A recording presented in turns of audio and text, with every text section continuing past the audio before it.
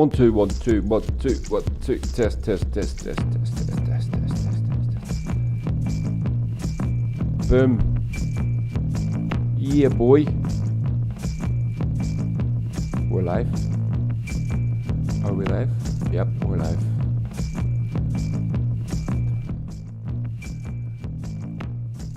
Just check. There we go. Hello, everybody.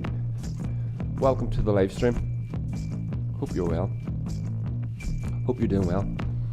What do you think of my funky t-shirt? It says Gilliga Gagla, bite-size Irish on it.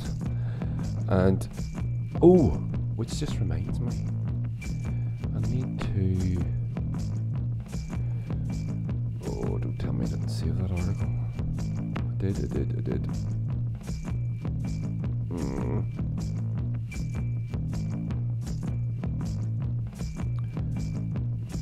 Yep. I save that many articles. I'm gonna have to go back quite a bit on my little thing that I saved my articles on. Let me see. No,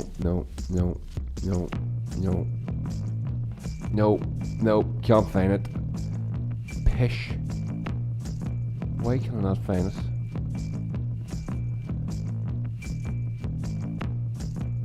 Ugh. Bollocks. Yeah. So, anyway, less to worry about. We'll push on. Just turn that off. There we go. Better. Welcome to the podcast. Welcome to the live stream. How are you? Hope you're well. I am enjoying our little blast of nice weather that we're having at the minute, and it is nice. I'm getting out. What have I done since I last spoke to you last week? Let me think. What did I do Yeah, so I had a brand new football career, didn't I? Well, that came to an end last night. It lasted a week, which is good. There's a reason people retire from football, and turn that off. There's a reason people retire from football. It's because it's very hard in the bones. It's very hard in the body. It's all that jerking and stopping and, short movements, fast, hard, explosive movements, bump. And you get that certain age, as I am, and you stop. And it's not for a want of fitness. I mean, don't mind me saying, I'm a fit guy. I cycle a lot. I can cycle around Lough Neagh in 3.5 hours by myself, which is quite fast. I run. I still run. I swim. I do weights. I do kettlebells and things like that. So I am a fit person. But football and those sorts of sports, those field sports, especially football, I think specifically football, require a certain, I think because the ball is on the ground and you're sort of focused in that direction, low to the ground, and if you're kicking the ball, if you're hurling, not that hurling doesn't have its own challenges, it does, of course. If you're hurling, you're throwing the ball, but people are hitting you and banging into you and all sorts of things, and hurling that you're not getting in football, so it's just as difficult in its own way. But specifically for me, I'm talking about, if you're, it's sort of focused around the mid area of the body, I would say, and you're swinging from here and maybe, but with football, it's on the ground. You're swinging from, your points of contact with the ball are low, and that creates, what's the word I'm looking for? Uniquely physical problems. So I ended up anyway. I'm waffling. I'm trying. I know what I'm trying to do here. I'm trying to make an excuse as to why I can't play fucking football anymore. and I can't. It's just that I'm old as fuck. So I've got a bad knee. My right knee is very bad, but I can still run. I run. I jog. David Lennon, yes, certain vintage. That's right, mate. Injured, yeah. So Davy Lennon is talking to me on the YouTube live here. So if you're listening or watching this, head over to the YouTube, drop us a wee message, say hi. Yes, Davy, so last week, I went and played football with Oxford, and I signed up to play in a league, the over 35s, which I am well over, but it was something really for me. I wanted to hang out with my mate Richie, and I was able to. My brother was involved too, so was able to sort of. For me personally, I was able to play football, which I enjoy very much. Well, I used to, and I was able to hang out with my brother, and I was also able to hang out with my bro from an Almo, Richie McGee. So that was kind of where I was coming from with that. And I went down last week, and then on my stretchies, all my warm-ups and all the rest of it. My God, I could not barely walk for the rest of the week. I'm not joking. I couldn't run, couldn't go for a jog. I couldn't do any weights, couldn't do any kettlebells, because it's quite high intensity on your knees and stuff, swinging those big fucking heavy bastards. And so I kind of missed out the whole week of training. And I like exercise. It helps me mentally, helps me, that's not news to anyone that exercise helps you with your mental travails, and it does with me. And but I also I like sport. I like exercise. So and I was unable to do it. I was able to go for swims in the loch, and I was able to go out on the bike still, but I couldn't go for a run, or I couldn't do any weights, and and that was one thing. So then last night we were to go down. So we went down last night, and I went and got myself a strap for my knee, because I have a bad knee. I have my knee separated from my legs, separated from itself years ago, like over 25 years ago, and I've been nursing that ever since. I've always had a bit of a problem with it. So it sort of separated. I was playing another sport, and it separated and popped back, dislocated and popped back in, and I've got fluid on that, and I manage it, I nurse it. It's fine. It's not a big deal. I managed to manage it, and that's all right.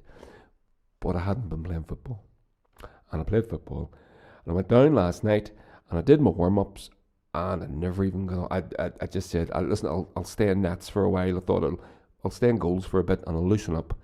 Never got to play. I walked off the pitch. I could barely walk, and then even the drive home, pressing the brake in the car was.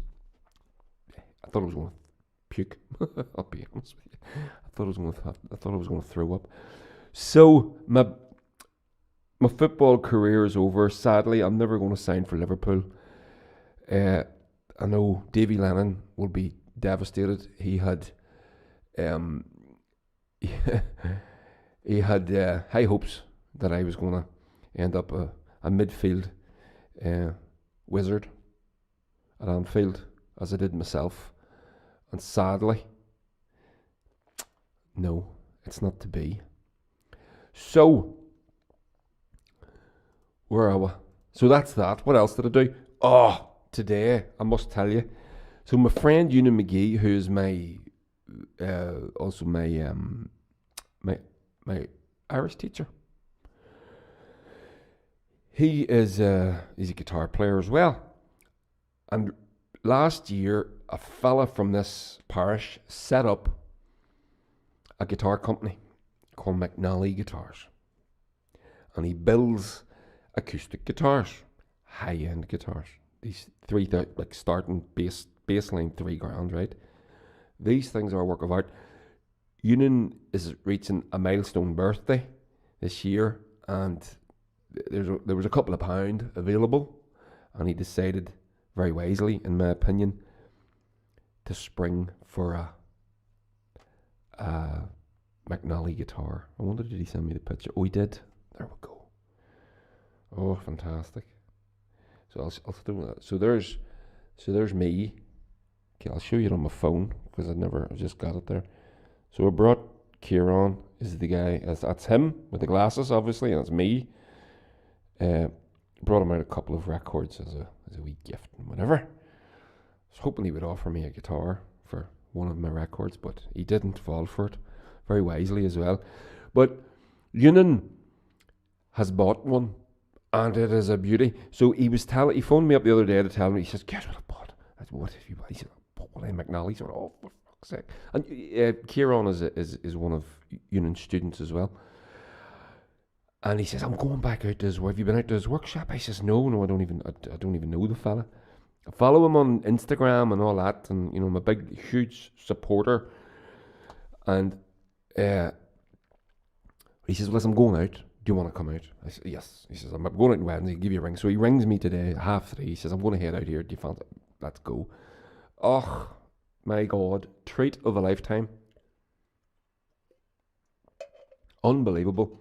Well out of my price range, but I've determined that I'm going to buy one. I'm going to buy it, not just immediately, but in the nearish future. And so check them out. McNally Guitars. I'm going to show you the little. So he gave me a T-shirt, which was very nice of him, and Ewan as well. But Ewan has spent £3,000 on a guitar, so and they didn't. So I got a T-shirt. There it is. There you can see the little logo. They're absolutely. These things are fucking breathtaking, world class, and I love it because what we have is this world class luthier making these things ship all over, like Nashville, Tokyo. He makes 4 a month is all he can make. Makes everything himself, more or less, except for the machine heads, whatever. A couple of little, except for the machine heads and the bridge pins, because we went through it. But he makes everything else himself, which isn't that common. Some guitar makers will get certain bits made outside, out of house. Not that that diminishes the instrument in any way at all. But Kieran doesn't. He makes everything himself, and my God, beyond beautiful. Showing us all the different types of woods and his little store of woods, and where African this and Californian that, and oh my God, it was a treat. Best thing I've done this year, easily. And I'm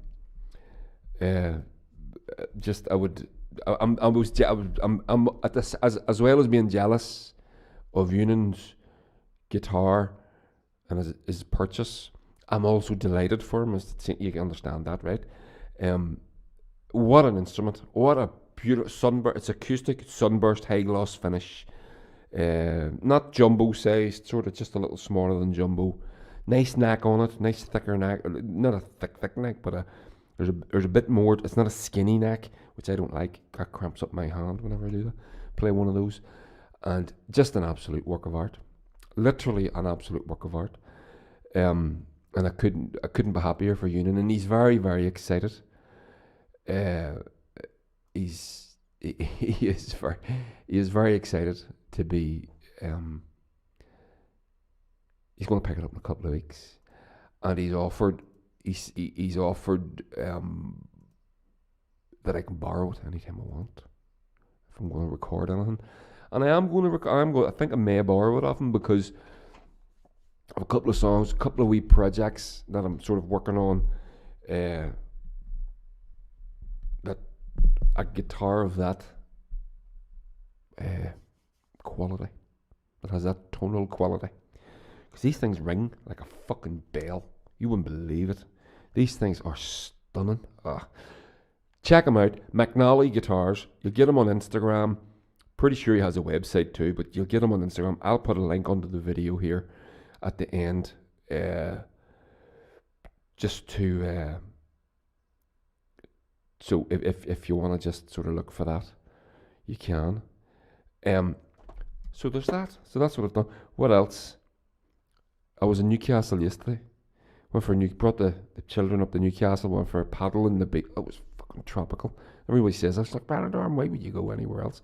It really was. It wasn't Benidorm. It was probably 35 degrees. Stunning, absolutely stunning. Just beyond breathtaking. We just spent all the day on the beach and then got a wee poke, and then that was that.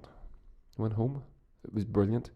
But a lovely breakfast here this morning. Mickey Bartlett came around and we have a wee barbecue, a big brick barbecue here in the garden, and we do breakfasts on it every now and again. And so with one of those this morning, it was lovely too. But anyway, so that's what I've been up to. I don't think I've missed too much. Let's face it, I haven't been doing an awful lot. So we're going to talk about politics, of course.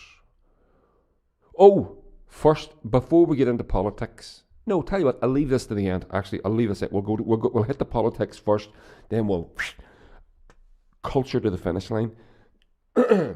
Oh, by the way, my T-shirt, just in case, I know you're all mad curious. My T-shirt says Gilliga Gakla, which means Irish every day. And it's a wee website called Bite Size Irish.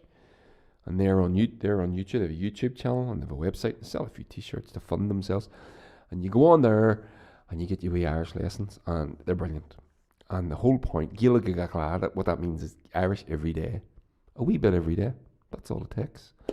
And that's the theory. That's the. Well, that's what is that? That's how you make it work. That's how you make it stick. Isn't it? A wee bit every day. So, if you want to check that out, you should. Let me just pull that over there. There we go. That's better.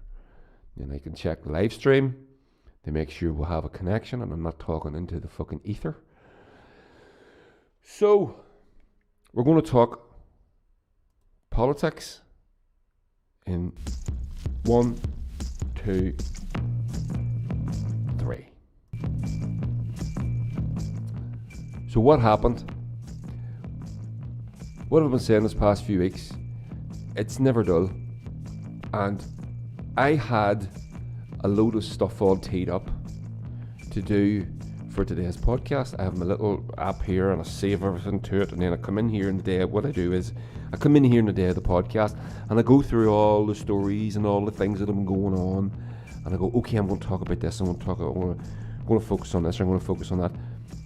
And half the fucking time that I come out here, in fact more, I end up talking about a story that happened that day because it's so huge. Like last week it was the Edmund Pooch thing, the week before, or Jeffrey Donaldson, the week before that was Edmund Pooch, the week before that, God knows what it was. Well, this week, the Northern Ireland Protocol. The gift that keeps on sucking balls, right? And this is what, start virtual camera, I don't even know what that means. So, sorry, I clicked something on my software there that pretty sure shouldn't have done that. So, brief explanation, not that you need it. Northern Ireland Protocol is the solution to Brexit for Northern Ireland. Why does Northern Ireland need a solution to Brexit? Because we're uniquely within, as far as Great Britain and the United Kingdom is concerned, we're the only of the 4 territories, the 4 countries, England, Scotland, Wales, Northern Ireland. We're the only one with a border with the EU, the Republic of Ireland. So therefore, you need to have certain protocols, the Northern Ireland Protocol, certain protocols put in place to protect the border. You're not protecting the border, you're protecting access to the market. Let's not kid ourselves here, people. There's a lot of talk about,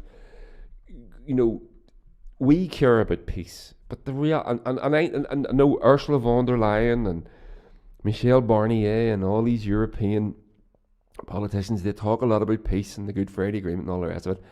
And I'm sure they do. I'm not going to second guess them. I'm not going to call them liars. But first and foremost, they care about the European Union, the market of the European Union, the internal market. That's what they're protecting. That's it. And that's their priority. And why shouldn't it be? We're not in the EU. Well, Northern Ireland's different, of course. We'll talk about that. But we're not in the European Union. Well, the UK isn't. So the priority for the European Union is to protect itself, to protect its own internal market. They would be remiss if they didn't. Is that not fair to say? That is fair to say, right?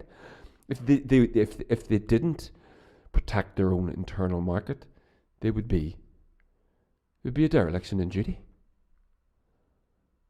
Right? Oh, I just realised that I didn't. I'll just snip this. Give me 1 sec. Give me 1 second here.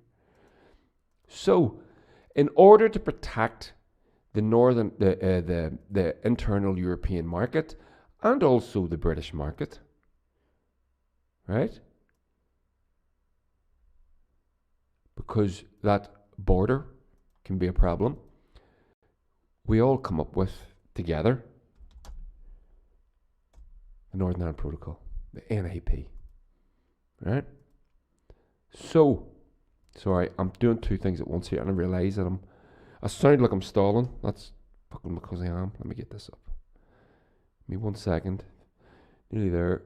3, 2, 1. There we go. Boom. Done. So, there we go. There's a headline from today, from the BBC website. Brexit Northern Ireland Protocol is lawful. High Court rules. Now, what happened? Ben Habib, who's an ex-MEP, and in a desperate attempt to remain relevant, which is what this is, this man cares nothing for Northern Ireland. He cares little about England, so he cares less about Northern Ireland. Kate Hoey and Jim Allister, they crowdfunded a legal case to bring to the High Court to get Brexit, the Northern Ireland Protocol, ruled illegal. And it got through out. Today. That was today. So I'll read this for you. Now, this article came, it was an hour ago? No, it was more than an hour ago. But anyway, so here we go. The Northern Ireland Protocol is lawful. A High Court judge in Belfast has ruled. A group of unionist politicians, including Arlene Foster and Lord Trimble, had challenged the protocol in judicial review proceedings. They claimed it was unlawful because it conflicts with the 1998 Good Friday Agreement and the Acts of Union. The Act of Union goes back to 1800, and the other Acts of Union, the second, is 1921, the centenary. So one of them is 221 years old, and one of them is 100 years old. The world is a very, very different place, despite what the fucking DUP would want us to do. Want us to think and behave and act. We know what how they want us to get on. So, but Mr. Justice Colton rejected their challenge on all grounds on Wednesday afternoon. That was today. Mr. Colton found that the Withdrawal Agreement Act, which includes the protocol, does not conflict with 1,800 Acts of Union in respect of free trade between Britain and Northern Ireland. However, he added that the relevant parts of the Acts of Union impliedly repealed, the relevant parts of the Acts of Union are impliedly repealed by the Withdrawal Agreement. That means that the more recent legislation automatically overrides the older laws. And where does the recent legislation that overrides the older laws, where does it come from? Parliament. Signed by the Prime Minister, voted for in Parliament, signed by the Queen, pushed through the House of Lords. This is where it's all come from. Right? We keep hearing from unionism about the sovereignty of Parliament. That's what the whole thing about Brexit was. Was it not? Wasn't that all a part of it? The sovereignty of Parliament to override the Parliament of the European Union. We don't like being told what to do. Our laws are being made. Name one that can't. We want to make our own laws. Well, here you go. The law was made. Now follow it. So that means the more recent legislation automatically overrides the older laws. He said the Acts of Union could not be used to override the clear specific will of Parliament. Normally, a constitutional law like the Acts of Union can only be expressly repealed, but they can also be impliedly by another constitutional law. I'll read that again. Normally, a constitutional law like the Acts of Union can only be expressly repealed, but they can be impliedly by another constitutional law. Right? That's a point of law that is over my head. I'm sure I have no idea. I can sort of get my head around what he's saying, but I'm not going to comment further on it because I am out of my depth. The judge said the Withdrawal Agreement Act meets the definition of a constitutional law. Okay. Should have said that first. So I'll read it in order. The judge said the Withdrawal Agreement Act meets the definition of a constitutional law. Normally, a constitutional law, like the Acts of Union, can only be expressly repealed, but they can also be impliedly by another constitutional law, which means that it overrides, the recent legislation overrides. Okay, I think I've got my head around that. Furthermore, he found that the Secretary of State did have the power to change Stormont's usual cross-community voting mechanism. He does. Normally, Stormont must approve controversial issues by a cross-community vote, but the protocol will be subject to a straight majority vote, which means it will pass. And it also means, like the Irish Language Act, the recent Irish language legislation that passed through, that was the Secretary of State that bypassed Stormont. The judge said the Secretary of State had the power to do this on two grounds: that it was necessary to reflect the will of Parliament in implementing the Withdrawal Agreement Act, and that it concerns international relations, which is not a devolved matter. Further areas of challenging concerning EU law were also rejected. The judge was also critical of an analogy used by the applicant's barrister. Note, the barrister was not Jamie Bryson, although this does sound Jamie Bryson-y. So, the judge was also critical of an analogy used by the applicant's barrister when he when he compared the operation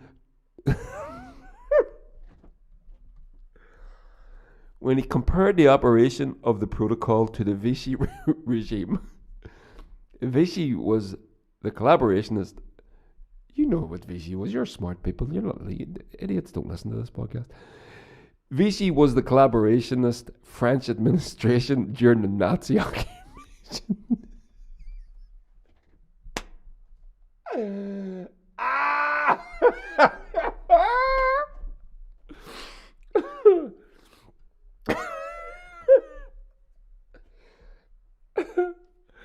The judge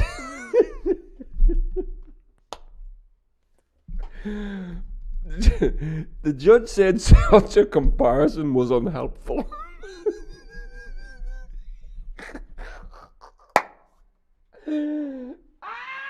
Fuck me. Brilliant. Straight to the Nazis. That's so fucking hilarious. The judge was also, I'll read it again. Sorry, I'll try and read it without fucking laughing. I don't know if I'm going to be able to do this. The judge was also critical of an analogy used by the applicant's barrister when he compared the operation of the protocol to the Vichy regime. Vichy was the collaborationist French administration during Nazi occupation. The judge said such comparison was unhelpful. Fuck, I'd love to have been in the room. That would have been hilarious. And of course,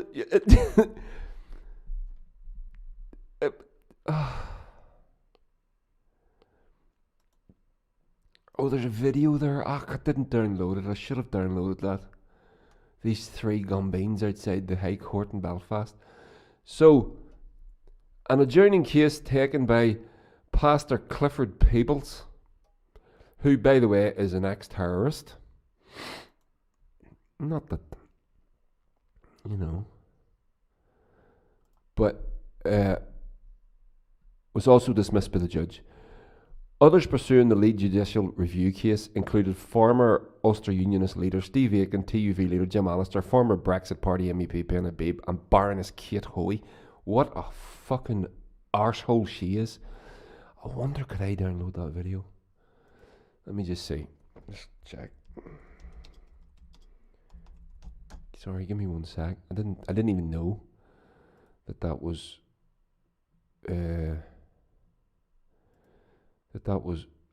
on the article.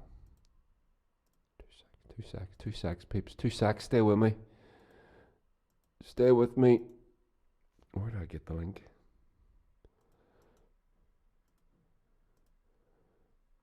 Does that do it?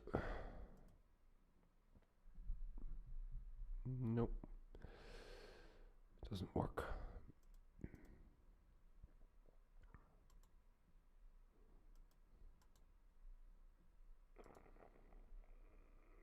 No.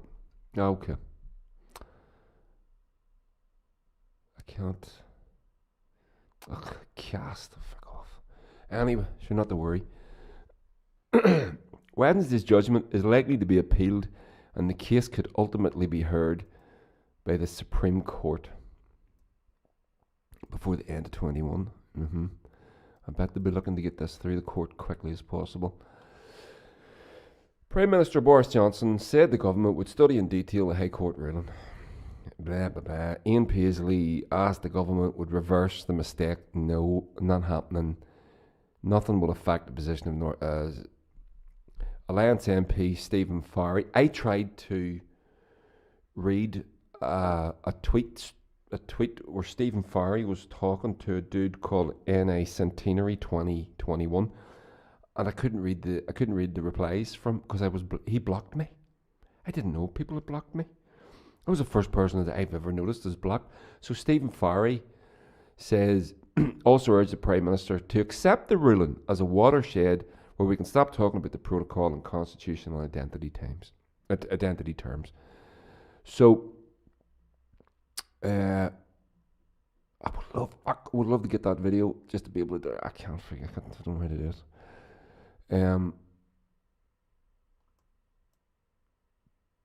Ben Habib said, the only positive you might put on it is that we do now officially know that the Union of the United Kingdom has been trampled on by the protocol. Alright. Mr. Habib says the Prime Minister now has to face up to the reality that his own judicial system, like he invented it, has said that the Union of the United Kingdom has been broken. No, it hasn't. It's changed. Broken, no. Sadly, no. Former Labour MP Kate Hoey, she is a fucking arsehole, said it must be absolutely clear that this is only the beginning of the legal challenge and also the people's protests against what... It's alright for her and your man calling for people's fucking protests. They don't fucking live here. Bastards. TUV Jim Allister said rah, rah, rah, rah, rah, or something that sounds like that. I'm not even going to read what he said. Declan Kearney says there is no alternative of Sinn Féin, says there's no alternative to the protocol. It's ironic that the Tory DUP cheerleaders of Brexit are now so opposed to the protocol that was made necessary by their reckless pursuit of a hard Brexit. And that, in a nutshell, is that. That's the end of it. That's it. So, these people are complaining about, and this is, it's why it kind of pisses you off a wee bit, because for years we've all, I mean you, I guess, you know, people were against Brexit. We warned. We didn't know exactly what was going to happen. We didn't know. We couldn't foresee the protocol, but we warned that these things were possible. And what happened? What did we get called? Ramoners. Oh, can you hear that? Let me see. Can you hear that? I played that thing there. I wonder, can you hear it? If you can hear it, that would do. No.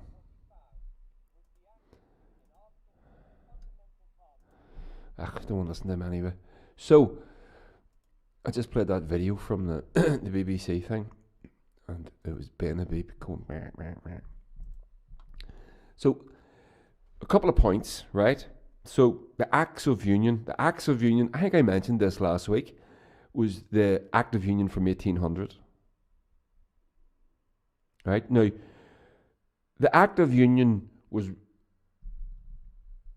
the 1800 Act of Union between Great Britain and Ireland was made necessary because of all the revolt and the revolutionary fever that was going on across the world. The American Revolution had happened, the French Revolution had happened.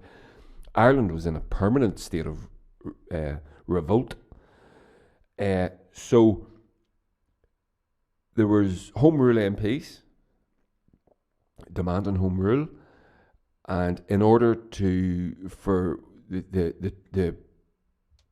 for Britain to sort of get a closer rein on those guys, get them to London, they offered them voting rights in Parliament, Westminster.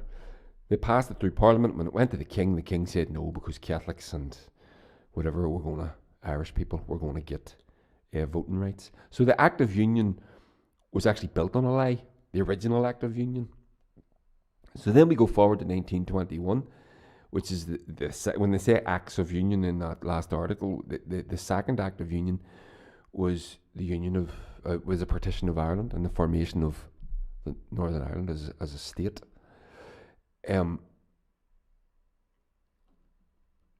1921 was not. It was the partition of Ireland is nothing to be celebrated. It wasn't democratic. The people didn't have a choice. It was a Protestant state for a Protestant people. And for decades afterwards, what you call indigenous native Irish population were treated like absolute shit. Ultimately leading to another 30 fucking years of the Troubles. And all these things were brought about in order to do what?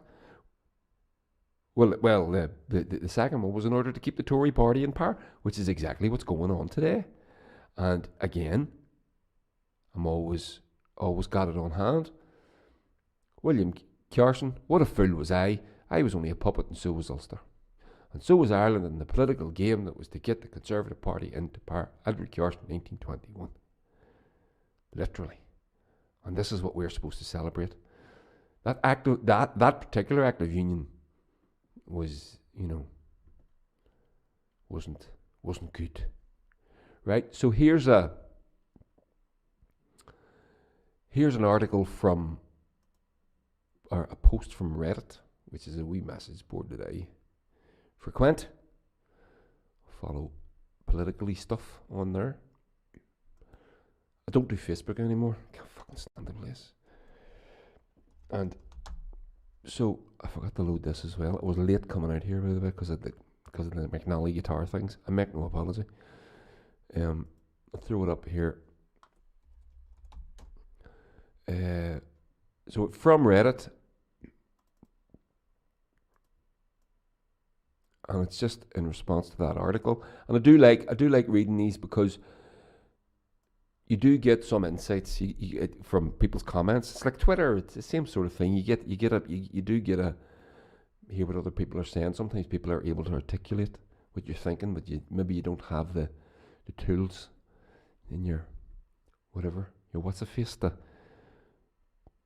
say it. So the Northern Ireland Protocol conflicts with the 1800 Act of Union, but as a part of the Act of Union was impliedly repealed by Parliament's consent to the Protocol, the High Court has ruled. Unionist leaders have lost that legal argument, but it's politically significant. Now, the impliedly bit, so this is what I'm getting from this, the impliedly bit, the Act of Union was impliedly repealed by Parliament's consent to the Protocol. So the British Parliament consented to the Protocol, so they've made a new law. And that overrides the 1800 Act of Union and certainly the partition of Ireland in 1921. Right? It's a very different fucking world. It would be very difficult to argue because King George said something in 1800, we can't do something today. Right?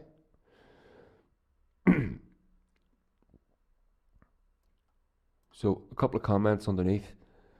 Implied repeal. So basically Parliament, which has always been sovereign, can't be held unlawful for bringing a new Act of Parliament which overrides a previous Act, therefore making the older Act obsolete. Because it was an Act of Parliament. The older Act was an Act of Parliament.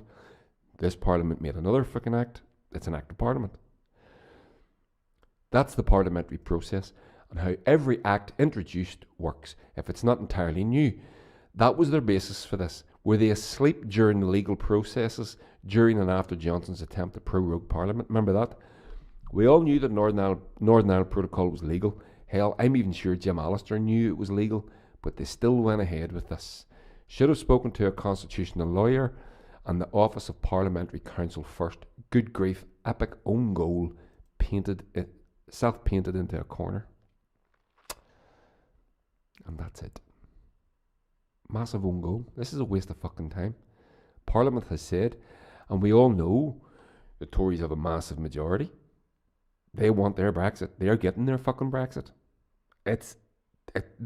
They're not going back for Northern Ireland. They don't want Northern Ireland. So there we go. That's sort of that, really, isn't it? You know, there's not too much more I can say.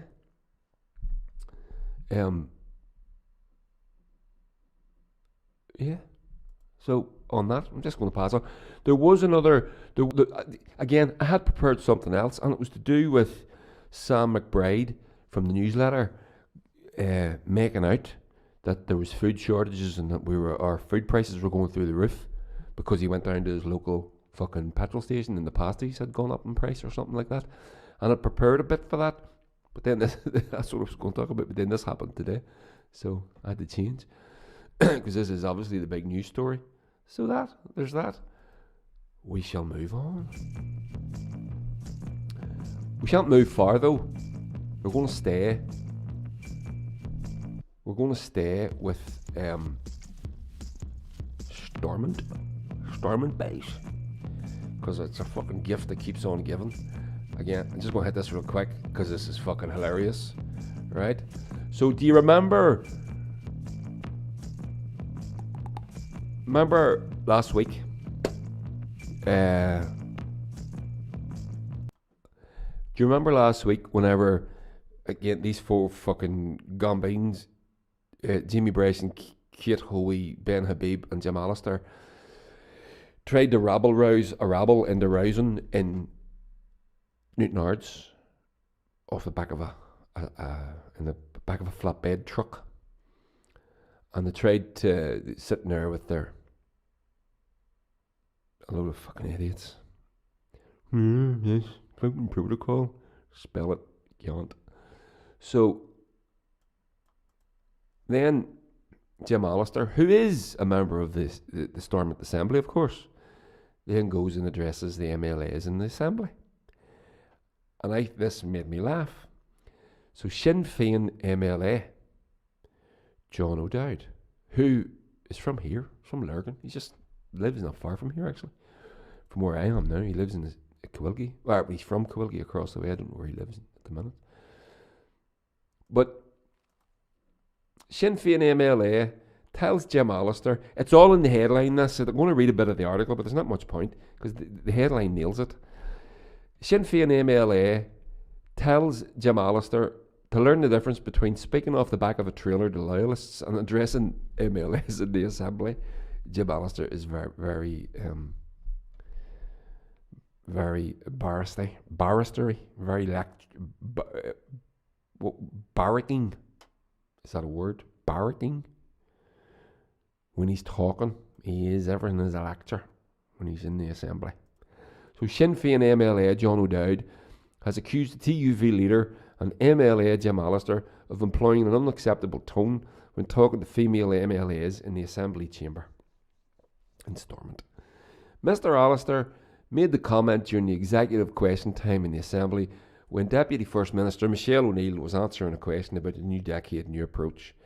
Why among all the New Decade Old Approach commitments was the Irish language legislation thought to be more important than the multiple issues that affect our constituents, to the point where the Deputy First Minister was prepared to ensure there was no progress in any of those unless she got away with her poisonous agenda, Mr Allister said on Monday. Sinn Féin MLA John O'Dowd, pictured left, and TUV leader MLA Jim Allister raised the issue as a point of order in the Assembly on Tuesday morning. I would ask that the Speaker's office not only look into the comments of Mr Allister, but the manner and tone in which he had delivered, which I found to be unacceptable. I find Mr Allister's approach to the members of this House at times quite aggressive. I particularly find it the manner in which he is addressing women in this House, which I find particularly shocking. I think Mr Allister needs to learn the difference between speaking off the back of a trailer to loyalists and speaking to the people who represent his fellow citizens on this island when addressing the people in his chamber. Mr Allister was brief but straight to the point with his response. Now, Mr Allister is a retired barrister, so he's very quick-witted, like, there's no two ways about it, but he is a dick.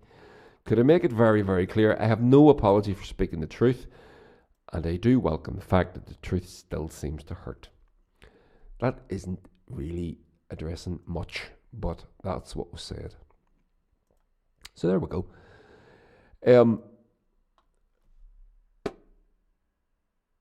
With regards to the point Allister was making, Jim Allister was making, why is the Irish Language Act it seems to take priority? Because the Irish Language Act is important to us Irish people, and a lot of people that don't consider themselves to be Irish too, by the way, because it's been used. And that, if you remember, at the start of this podcast, I was looking for an article and I couldn't find it, and it was about this, fuck's sake. And it was, the article was called Who Weaponized or Who Politicized the Irish Language, and it goes right back to the 1920s and all the things that was done politically to force people to stop speaking Irish. Force them to, so they defunded, and they like if you go to the schools weren't allowed to teach it, or if you spoke it, you weren't taught it, and they weren't funded if they got spoke to, and there's all sorts of things, and it was all led by the Orange Order. And again, there's nothing new about this. This is about the domination of one culture over another. That's what this is. It's about trying to repress a culture, make people forget their culture. That's why the Gaelic League was started. That's why the GAA was started. Because we could see back then, the people back then could see that our culture was being actively stamped out by the greatest empire the world has ever seen. So, in order to remember these things, and we lost so much. The books that were burnt was heartbreaking, and all sorts of things. So now we're in a position where we don't have to hate our culture. And at one point you would have, and I would have done that. I wouldn't have wore this t-shirt around town today. I did. I went, here's one for you.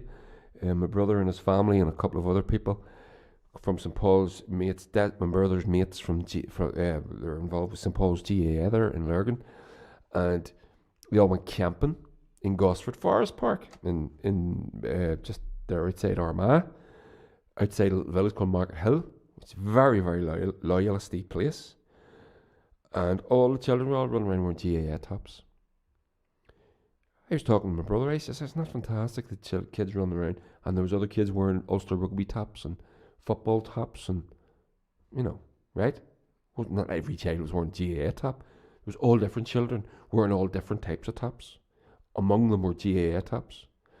When I was a kid growing up, you walked up our town, not even as a kid, as a young man, you walked up our town wearing a GAA top. You were taking your fucking life in your hands, and that's a fact. It's not like that anymore. And the reason that it was like that was because it was seen as an actual, it was our culture.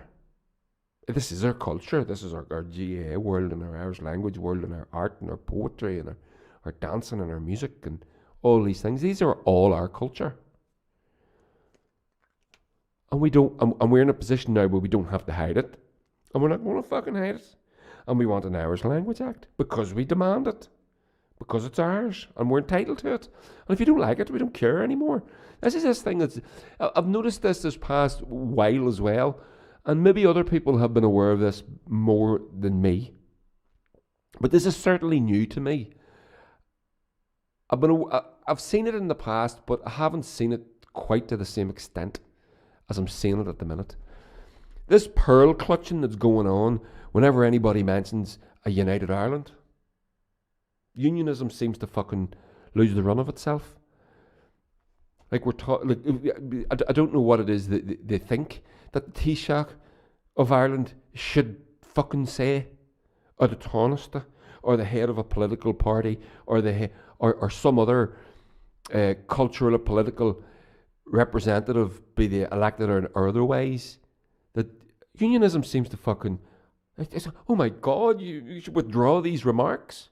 Fuck off. Started seeing this past few weeks. Again, it was one of the things I was going to talk about. And then this thing happened today with the Northern Ireland Protocol in the court, and it's very important, so it took precedent. This pearl clutching within unionism, and what it betrays for me is ultimately the sense of entitlement that unionism has. It has this entitlement that you can't even talk about a united Ireland. You're not even allowed to talk about it. But British politicians and Ulster Unionist politicians can openly, and so they should, and no one would stop them, talk about wanting to keep Northern Ireland within the United Kingdom. Sure, what else is all this nonsense over the Northern Ireland Protocol about, if not that? Well, it is, not if not that, it's exactly that. It's about staying within the United Kingdom, and no one's saying you the problem that we have with it is the nonsensical part of it. It's not the fact that Jamie Bryson wants to remain a part of the United Kingdom or Jim Allister wants to remain. Fair play to you. That's your decision, and you can advocate for that. I'm going to advocate for the other, and I'm entitled to do it. And don't act surprised or offended when I say maybe we should start talking about a united Ireland, or someone, not me personally, someone like Leo Varadkar who said it during the week. It's no fucking nonsense, but it betrays the spoiled nature of unionism, the entitlement of unionism, that it feels comfortable saying something so ridiculous. And that is ridiculous. That is, to me, that's ridiculous. Leo Varadkar says that you can see United Ireland happening in his lifetime, and unionism loses its fucking shit. That doesn't make any sense. Doesn't make any sense to me. Obviously, it must do to unionism. We move on. So, one wee quick article to read for you. Oh no, we're going to hit this first.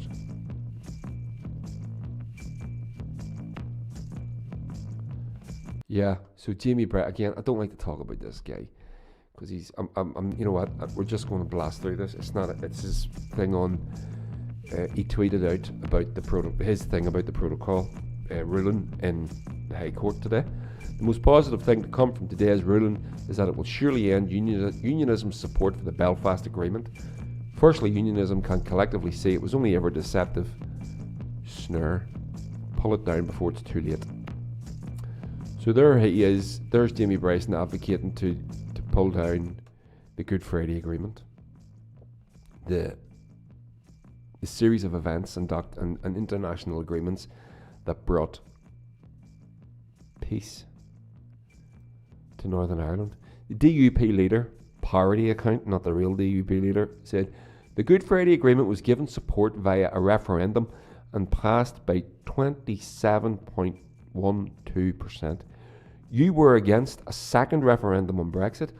Are you proposing a second referendum on the Belfast Agreement?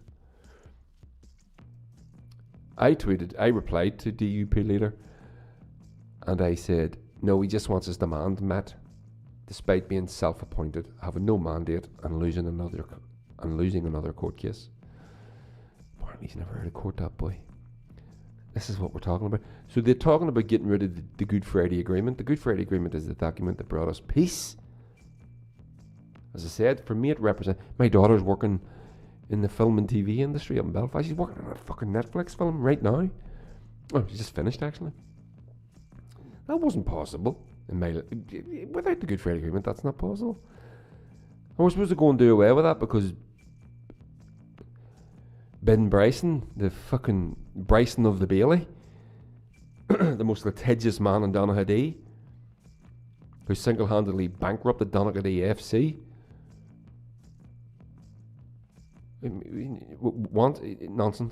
nonsense. So we move on. You know what? I'm not even going to talk about him anymore because I don't like giving gamines like that. I don't even like drawing attention to them. So, Brian Feeney. Another article in... This is regarding the protocol again. So we're all talking about the protocol. This is it. I'm done with the protocol. This is me moving on to something else. It's related to Brexit, but it's not the protocol. Right. So Brian Feeney in the Irish... Oh, it's the Irish News, isn't it? Let me just check. No, it doesn't say. Oh, he writes the Irish News. So, no wonder the EU has lost patience with Britain. On the 17th of December last year, the British government made the following formal declaration. First, they committed to fully implement the protocol. Secondly, they agreed that regulatory requirements under EU law will apply in the North, including restrictions and prohibitions with regard to certain products. The British then acknowledged and specified these products. Mincemeat, of poultry, of ratites? There's a word I've never seen before, my piff. Of ratites, in brackets, exotic wild birds. They're ratites, R-A-T-I-T-E-S, ratites. Never seen that in my piff. Obviously means exotic wild birds. Brian Feeney's a very learned man. And if he says it, I'll take it as read. Exotic ratites of wild game birds, frozen or chilled. Chilled mincemeats from animals other than poultry. Chilled meat preparations. This article is obviously to do with the so-called sausage wars, right? Until July the 1st, the British agreed they were to be accompanied by official certificates issued by UK authorities, sold here exclusively to consumers in supermarkets, and bear a label stating, these products from the United Kingdom may not be sold outside Northern Ireland. So a sticker, that's what we're saying here, right? The EU issued a declaration acknowledging the UK's commitment. This contemptible British government, as they have done on so much else, ratted on the declaration and its commitments. At a press conference in London some weeks ago, Mario Sefcovic, who negotiated the declarations, said derisively, the British did none of it. They didn't even stick a label on the packets. That's what we're talking about here. So in order to get these products into Northern Ireland, just put a sticker on them. May not be sold outside Northern Ireland. And that's it. And the EU went, yeah, okay, we'll accept that. British couldn't even do that. On Sunday, to add insult to injury, our bloviating pro-consul spouted drivel on the Andrew Marr show, claiming the protocol isn't working as it was intended, and that the British didn't think the EU would adopt a purist approach. He added an even bigger whopper that what's happening goes against the protocol. That's just downright wrong, our pro-consul knows it. You can't say he should be ashamed of what he said in that interview, because taking their cue from the Prime Minister, no one in this unethical government is ashamed of anything. Goddamn right they're not. The protocol isn't working as it was intended because the UP ministers, encouraged and egged on by the British government, refused to work it. They have engaged in willful obstruction since January 2020. They wouldn't tell traders what would be required on January the 1st, 21. They put No procedures in place, causing chaos that month. They stopped building customs sheds. They stopped recruitment of vets and inspectors. They obstruct inspection by EU officials. They have not handed over the promised databases on customs and VAT, and they're not even carrying out the inspections at the ports required. They wouldn't even put stickers on a pack of sausages. Stormont has returned 5 million. I was going to mention that, but I'm glad Brian Feeney got to it ahead of me, by the way. Stormont has returned 5 million allocated to develop inspection structures. And by the way, Stormont has returned. Who was the minister in charge of that spend? Edwin Poots. And then they claim it's not working. You can see why the EU has lost patience. Our pro-consul's disassembling interview on Sunday consisted of him blathering balderdash as long as he could, talking the clock down so Mar wouldn't have time to ask him another question, wouldn't have time to ask another question for him to avoid. A disgraceful performance was what we've come to expect. To sum it up, he works as hard as he can to prevent the protocol working and then claims it's not working because of the EU. He takes people for fools. Does he think people can't read the declaration at the top of this piece? Here's what the protocol is about. It's an unprecedented, this is the summation of the thing, right? This is what we need to know. It's an unprecedented concession. The EU outsourced the policing of its single market customs and union border to the UK, foolishly believing, despite compelling evidence to the contrary, that this singularly untrustworthy British government would do it properly. They haven't, and they show no intentions of doing so. On Thursday, the can will be kicked down the road until October. That's tomorrow.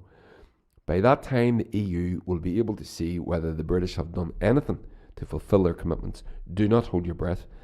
The truth is that the British have no idea what to do. To operate the protocol as they agreed, they will have to be honest and admit that they've been lying to the public about it since 2019. I don't think they'll have any problem doing that. I think, and they'll get away with it.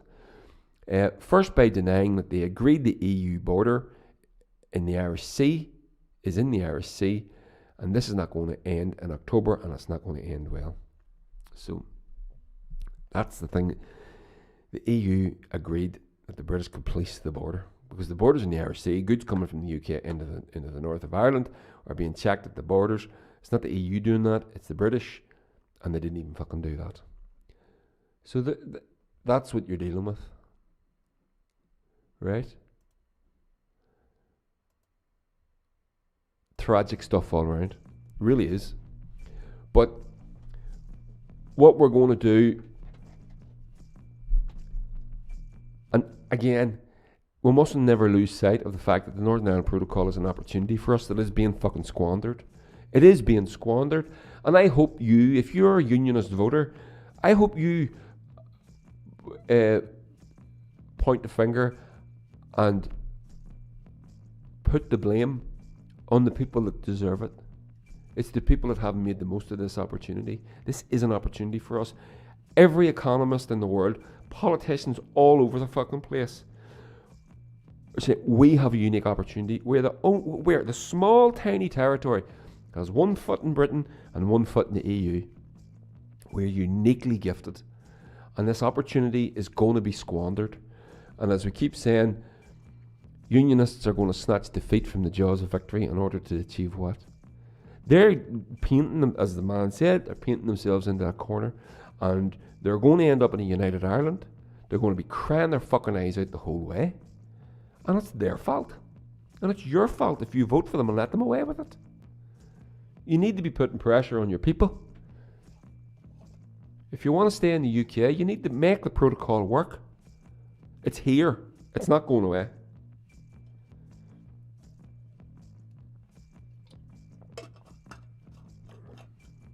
And that's that. So, okay. Culture. What's our culture slot? So,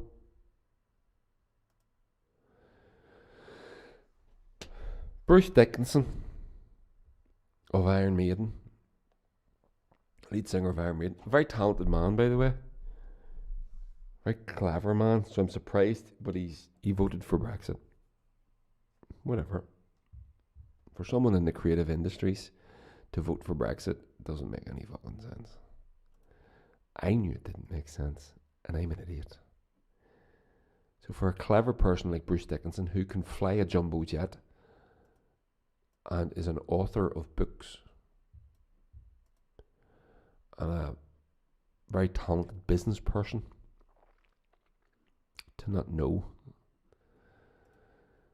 what I know, what I knew. You say, you didn't know? I did fucking know, because I said it. And I wasn't the only one. People a lot dumber than me were saying it too, that it was a fucking bad idea. So he went on to Sky News and he was interviewed by Kate Burley. Watch this. It's only short, 40 seconds. Don't get me started on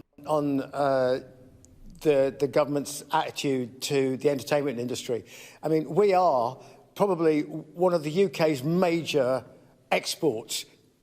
I mean, come on. And yet we're sitting here, we can't do anything. We can't even artists. I mean, all right. I mean, it's very well known that I voted for Brexit. But, you know, the idea is that after you've done it, you then go in and be sensible about the relationships you have with people. So at the moment, all this guff about not being able to play in Europe and the Europeans not being able to play over here and work permits and all the rest of the rubbish, come on, you know, get your act together. Come on, you know, that's it. You know, we need to just, it's like, what we need, it's like when you hear some dude being interviewed on a news report, and he says, you know what we need to do is get people around the table and knock their heads together. That's what he's just said. That's, what the fuck? That you don't need to interview Bruce Dickinson to fucking go down to your local Wetherspoons. You can get a more insightful reportage than that. But so I'm not going to slag off Iron Maiden. Not my cup of tea. But quick article. I'm not going to read it all out. It's just basically that the government has been accused of jeopardising the future of touring for the UK artists after the Brexit deal secured with the EU failed to negotiate visa-free travel. The EU offered visa-free travel. I'm going to get to that in a second. It is feared that musicians and crew will face huge costs to future live music tours. They will. Of the continent, which could create a glass ceiling that prevents rising and development talent from being able to afford to do so, and it will. Dickinson, who previously said he was quite relaxed about the UK's departure from the bloc, has now called the government to immediately remedy the situation. 62-year-old singer said, "Don't get me started on the government's attitude to the entertainment industry. The government's attitude to the entertainment industry, not just here, all over, in the south and in the north here and in the UK, although us in Ireland, north and south, don't have to worry about this because we have Irish passports, so we can travel to the EU. We're different. Our English, Scottish, and Welsh brothers and sisters, many of whom I have dear friends, muso friends, and they are fucked. They are very worried. They can't do what we're going to do when everything opens up again. If it does, we're going to sally off and go on tour France, Germany, Italy, Spain, the Netherlands, Scandinavia, etc. They're not. And all those lovely festivals in Europe, if you're a musician, you know what I'm talking about. You go to Europe and you get to play these fantastic festivals and you get treated like a fucking king and you get well paid and you get looked after and you get supported and it's a treat. And the festivals over here are getting better. They're getting up to European standards, but there's no doubt about it. The European standards for treating the artists at festivals is something else. And there's thousands of things all summer. We're going to be able to do that. My friends Mudlow aren't. My friends Henry's Funeral Shoe aren't. My friends in Scotland, the Rag and Bone Man aren't. And many others. Forgive me if I haven't mentioned you. Iron Maiden music, he continues. Dickinson's comments mark a significant contrast to his past views, having claimed that nonsense and scare stories were being circled. So people like me, nonsense and scare, you can't vote for Brexit, it's a nightmare, it's going to fuck us all up. And by the way, Bruce Dickinson and the big artists, it's going to cost them. But it's going to cost them, right? Ultimately, we know that who's going to carry the burden of that. That'll go through the ticket prices, right? So it's the fans that are going to pay to see the bigger artists. And don't get me wrong, the bigger artists make up, they're a significant part of the UK's music industry, obviously. But they're not the majority. People like me, there are thousands of bands like us. There's only one Iron Maiden. Right? And we're the guys that still do the road in vans. There are thousands of us. Thousands of bands. Not thousands of individuals. Thousands of bands doing what we do. And what do they feed? They feed clubs, pubs, small festivals, medium festivals, and occasionally a big festival, which is nice. Pays the wages of barmen, of waitresses and waiters, bar women, bar managers, who sell beer that has to be made in the brewery. These things are all connected. So there's all the externalities. There's the direct money. You get the money and it goes there. And you use that to, you go home with it and you buy your groceries and you pay your bill, you pay your mortgage or your rent or your bills. But there's all the externalities that's all supported. That can never be accurately assessed. But it is a significant amount of money. It's gone. So, and whenever people like me were warning about it years ago, more than 5 years ago now, we were called Ramoners. You don't believe in Britain? No, I fucking don't, as it happens, but that's not, Iron Maiden is global music. We have fans everywhere. I don't see any problem with touring Australia. That's not a part of the EU. There's no problem touring Japan, not a part of the EU. I don't see any problem with touring America. It's not a part of the EU. Do those musicians have problems coming to Europe? No. No, they don't. It's easier to come from America to Europe than it is to go from Europe to America, by the way. We have to pay significant fees to get into America to gig. Not the same coming the other way. The musician added that he thought Brexit would make the country more flexible, which would be advantageous to people in Europe. I don't know. What is that based on? Why would you think that? Responding to Dickinson's comments, one user wrote, so when he supported leave, he was only expecting to impact other people's lives, not his own. This seems to be a common theme, doesn't it just? Former Lost Alone frontman Steve Battle added, Bruce is a hero to me, but he voted for this when the industry he is a part of had been screaming out since 2016 exactly that this would be a disaster. I'm glad he's understood now, but it'd be more beneficial if he explained that he got it wrong. Last week, over 200 artists, including Wolf Alice, Idols, Poppy Ajuha, I don't know who that is, Radiohead, and many other music industry bodies also came forward for the new Let the Music Move campaign, calling upon the UK government to urgently take action on post-Brexit touring issues. Yeah. So, just on that, I'm going to blast on here, going not long. The EU offered easy visas for artists to travel throughout the European Union, and the UK rejected it outright. And here's the article from Music Week. Brexit Minister Lord Frost, visa-free touring. Have I got this? I don't have the little snippet for you to... But I'm not making this up off the top of my head, as you know, because it'll be grammatically correct.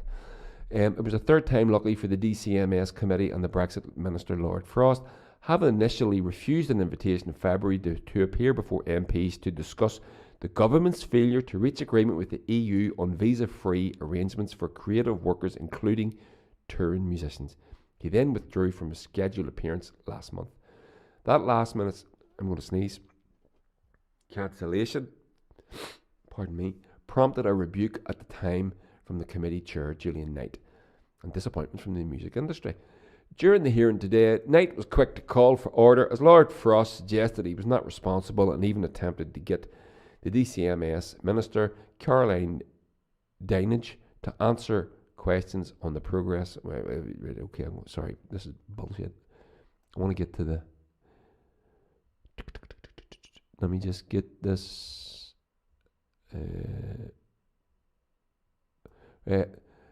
Labour MP Kevin Brennan suggested Lord Frost's self-imposed 1 hour time limit for the committee was appalling, so he doesn't want to answer questions. He refused to appear. This is the third time requesting him to get him.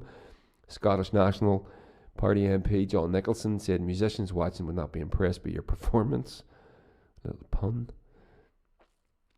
Cabinet Minister Lord Frost negotiated the UK's EU trade deal at the end of 2020, which had soon emerged did not provide any provision for visa-free touring.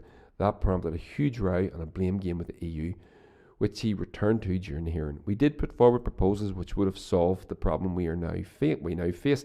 Sadly, the EU wouldn't accept that. It's just the reality of the way these negotiations went.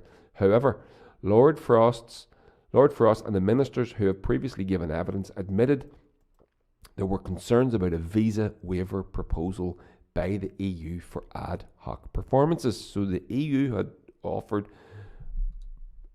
put forward a proposal for a visa waiver system for the creative industries for ad hoc performances, so you can just go, like you have a gig at the weekend, off you go, right?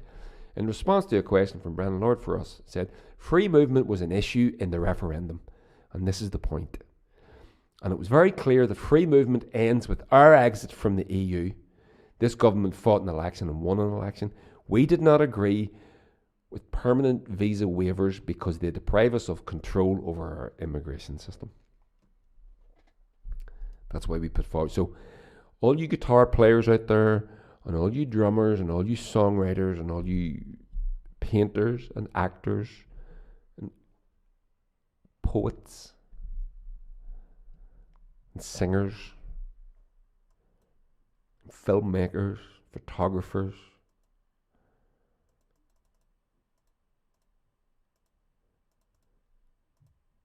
fuck you, because the Tories want control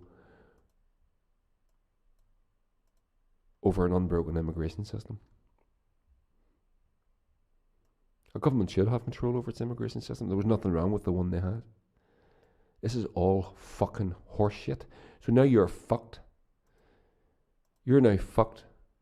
You're now going to have to fill in a carnet if you're a touring musician. What is a carnet if you don't know?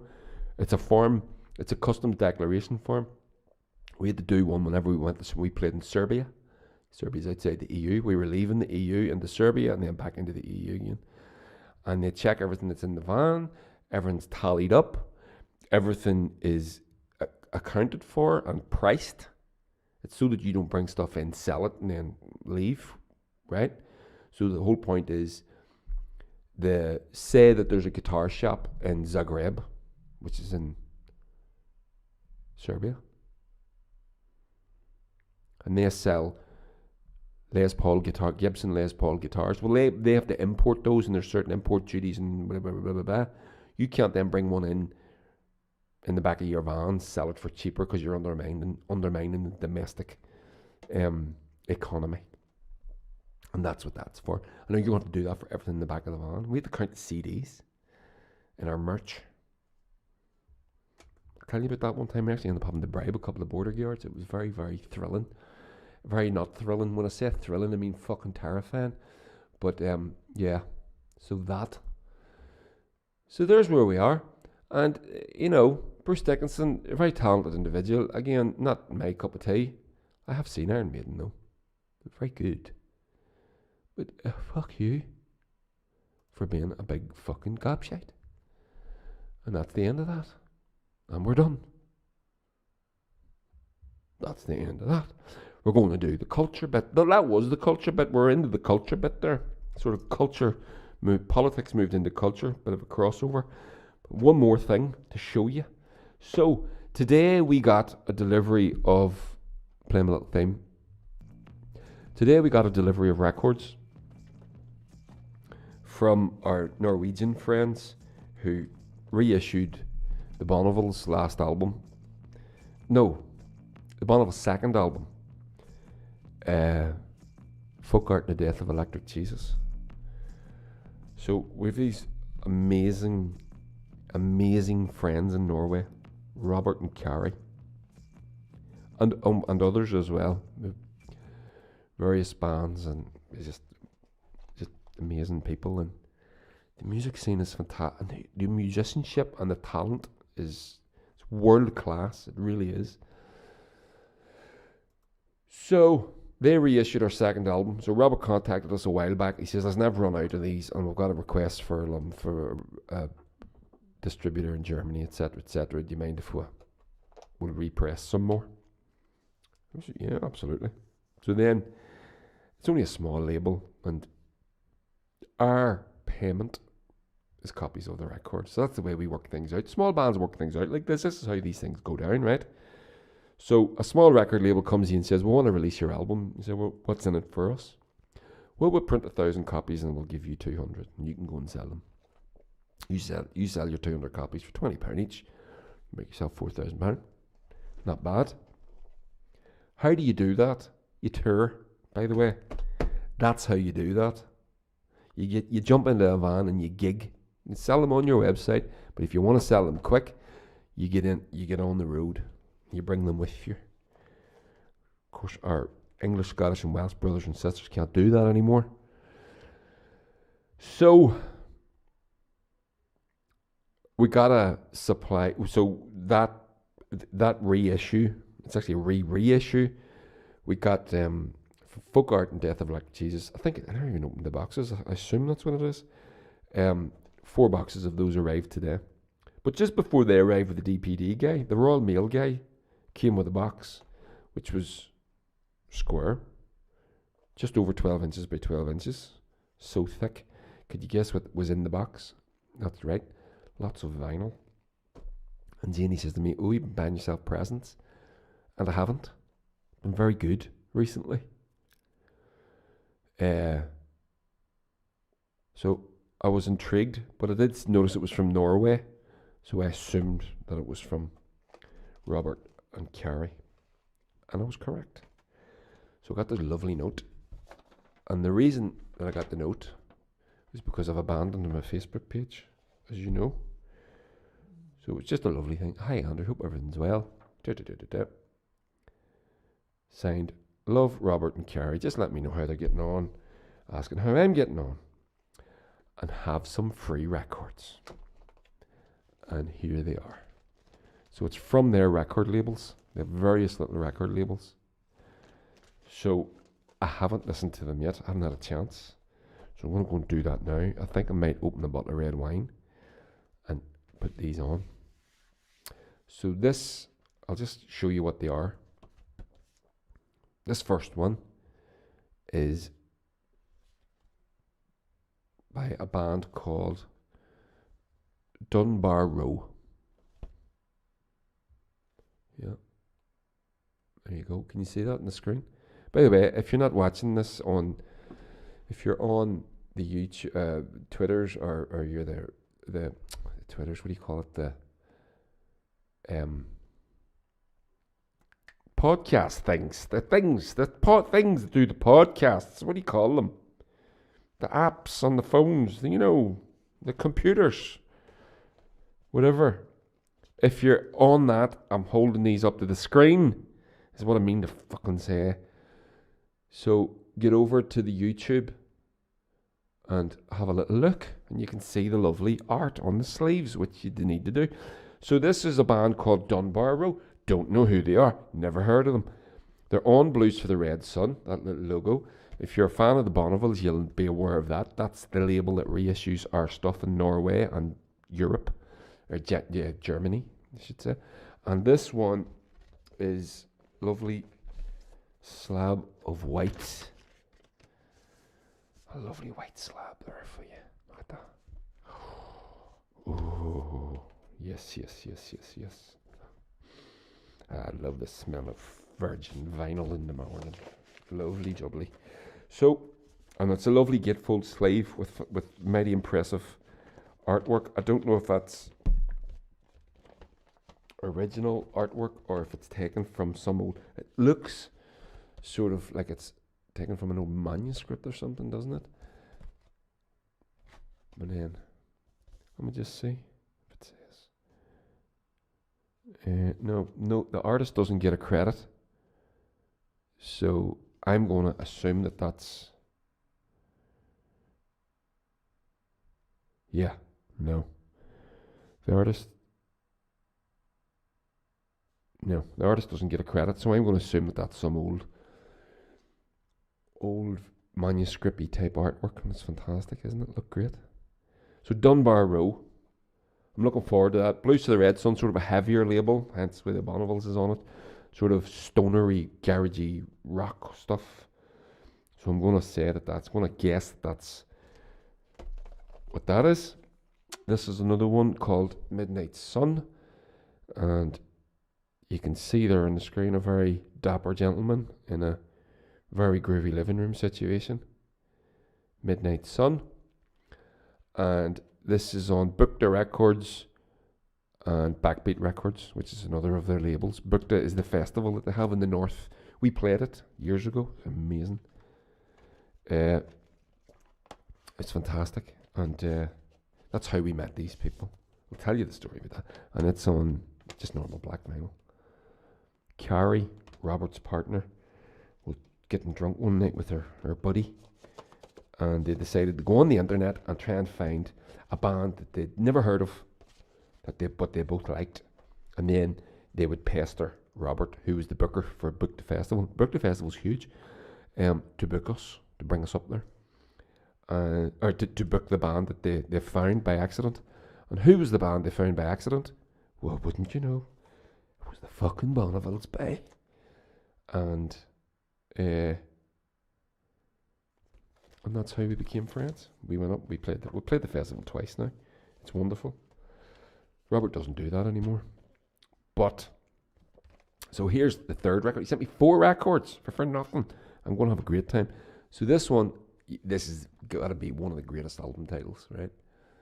Let's Rock the Fuck Out, Volume 1.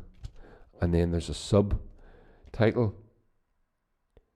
It's like Addiction. The deeper you get, the louder you play. Oh yeah. So these guys look like garage punks to me. And I've never seen this sleeve before. So there's a sleeve, can you see it? And it opens up like this. Cosmic Boogie Tribe on the inside. Oh, there it is. It's like an addiction. The deeper you get, the louder you play. Let's rock the fuck out. So these guys, Cosmic Boogie Tribe, KBT. So check them out. And they have a lovely vinyl here, and it's you may be able to see that on the screen. You can.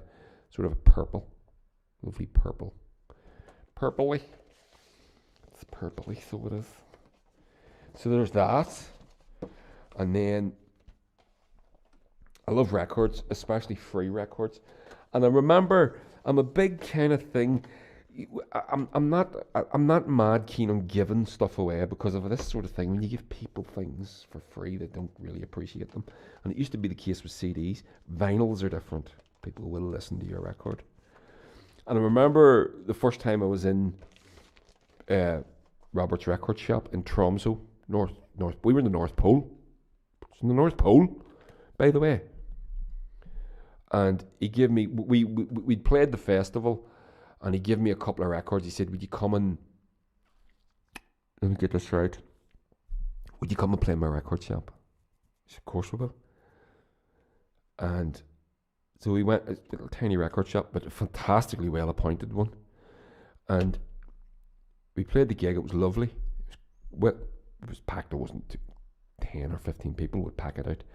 But they gave us some records. They gave me a Sunshine Reverberation record, which is one of my favourite bands now. I was asked to play on their new album, but then they delayed it with COVID because they can't gig and shit. So I'm still hoping that goes ahead. And they gave me a Devil. Was it the Devil and the Almighty Blues was the name of the other band. So he gave me these 2 records, and I was like, ugh, these are going to suck balls. And I went home and I listened to them. And I still listen to them. I listened to both of those records, I'd say, within the past 2-3 weeks. I love them. 2 of my favourite records, and Sunshine Reverberation, as I said, have become one of my favourite bands. They've released a 2nd record since then. I've got it, and it's equally as good. So, when Robert gives me records, I'm going to fucking listen to them. And then this is the last one. Is this not the best record label type name you've ever seen in your life? Fucking North Pole Records. Now, they're called fucking North Pole. I'm not, the fucking bit is not me. That's them. They're called that. You can see it on the screen there. Head over to the YouTubes, like, share, subscribe, do the fucking thing. There we go. Right? There. How do I do this? There we go. Like, share, subscribe over on the YouTube. So, it's sort of, it's a compilation. And fucking North Pole are sort of heavier, punkier, get rockier stuff, I believe.